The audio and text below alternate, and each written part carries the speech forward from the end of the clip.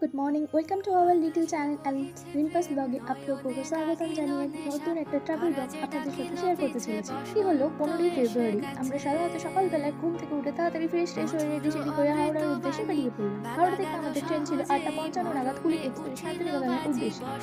যে যার মতো সিটের মধ্যে বসে, কিন্তু আমার সিট চালার পাশে ছিল না। কিন্তু আপনাদের সাথে গ্রাম্য পরিবেশ উপলব্ধি করবো এবং আপনাদের সাথে শেয়ার করবো বলে জানার পাশে সিটটা রিকোয়েস্ট করতে সুস্থ হয়েছে বললাম। গ্রাম্য পরিবেশকে ট্রেনে জানলাতে দেখবো আর দেখতে দেখতে শান্তিনিকেতনের উদ্দেশ্যে যাবো, সেটাই একটা মজার ব্যাপার না? আমাদের ট্রেন ধরে আমরা 2.5 ঘন্টার মধ্যে পৌঁছে গেলাম বোলপুর, অর্থাৎ কবিগুরু শান্তিনিকেতনে গিয়ে পৌঁছালাম। ট্রিপ হিসেবে কলকাতা থেকে শান্তিনিকেতন ভীষণ ভালো একটি জায়গা, তবে খেয়াল রাখবেন শনিবার রোববার ছুটির দিনে গেলেই বেশি ভালো হয়। কারণ কেন জানেন, শান্তিনিকেতনের মূল আকর্ষণ হচ্ছে সোনাঝুরির হাট। মূলত শনিবার রোববার বেশিক্ষণ বসে, অনেকটা জায়গা জুড়েই থাকে।